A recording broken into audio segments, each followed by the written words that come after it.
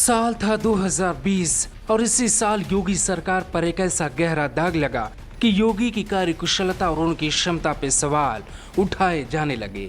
2 और 3 जुलाई की रात को विकास दुबे ने यूपी पुलिस पे हमला बोल दिया।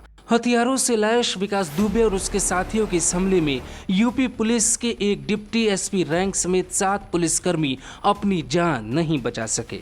यूपी पुलिस की तैयारी और कुशलता पे भी सवाल उठाया जाने लगा, लेकिन कहते हैं जो संघर्ष देख कर आया होता है वो हारने के बजाय जवाब देता है, और योगी आदित्यनाथ ने भी कुछ ऐसा ही किया। अपने खिलाफ उठ रही आवाजों को सिर्फ 175 घंटे में जवाब दे दिया। 3 जुलाई साल 2020 को सुबह 10 बजे तक योगी सरकार के पास जवाब नहीं था। शाम होते होते योगी की कुशलता पे सवाल उठाते हुए विपक्ष इस्तीफे की मांग करने लगा।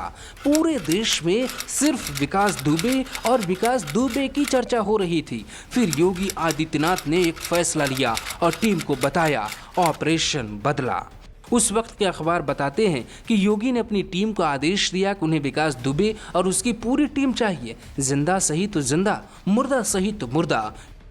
योगी आदित्यनाथ के सामने महज 3 रास्ते थे और विपक्ष कई रास्तों पर योगी का विरोध कर रहा था। पहला रास्ता, विकास दुबे और उसकी टीम को कोर्ट के सामने पेश किया जाए। दूसरा रास्ता, विकास दुबे को ऐसी सजा दी जाए कि फिर कोई विकास पैदा ही ना हो। तीसरा रास्ता, यह ऐसा रास्ता था जिसके बारे में सिर्फ टीम योगी को पता था।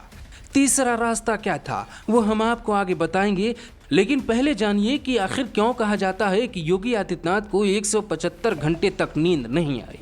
योगी आदित्यनाथ ने बाकी काम छोड़कर सिर्फ विकास दुबे पर फोकस क्यों किया? नाम न छापने की शर्त पर योगी के एक बहुत ही करीबी नेता बताते हैं कि उस वक्त प्रदेश में और योगी आदित्यनाथ के सामने कैसे हालात पैदा हो गए थे। योगी आदित्यनाथ किसी पुलिसकर्मी के बड़े अधिकारी की तरह केस को खुद लीड करने लगे।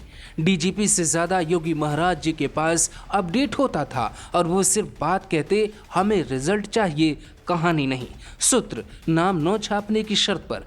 विकास दुबे के साथियों को तब तक पुलिस वहां पहुंचा चुकी थी जहां से कोई लौट नहीं पाता। उसके बाकी के साथी पुलिस के निशाने पे थे, जिनमें से कई पकड़ लिए गए। यूपी की सीमा में लाकर एक एक को मारा जा रहा था, जबकि 2 दिन पहले ही सबसे करीबी और शार्प शूटर अमर दुबे को पुलिस ने हमीरपुर में ढेर कर दिया था।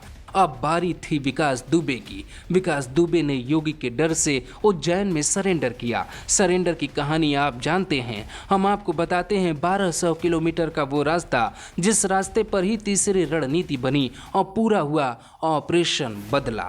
उज्जैन से गाड़ी चली तो विकास दुबे के साथ सैकड़ों गाड़ी मीडिया की थी।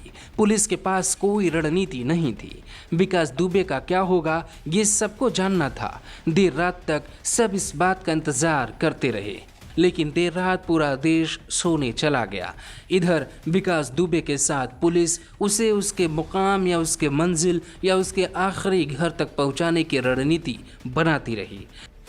योगी आदित्यनाथ उस रात ठीक 4 बजे उठे। उसी वक्त अधिकारी योगी के पास विकास दुबे की पूरी जानकारी के साथ मौजूद थे। योगी जानना चाहते थे आखिर विकास दुबे कहाँ है, किस हालात में है और अभी उसके साथ पुलिस क्या कर रही है। महज 2 घंटे बचे थे। योगी को पता था इन्हीं 2 घंटों में सबको जवाब मिल जाएगा। योगी कौन है? एक तरफ सुबह का सूरज उग रहा था, दूसरी तरफ पुलिस हमेशा के लिए विकास दुबे का सूरज अस्त करने वाली थी। कानपुर सीमा के भीतर लाकर पुलिस ने ऑपरेशन बदला का तीसरा कदम चला और विकास की गाड़ी पलट गई।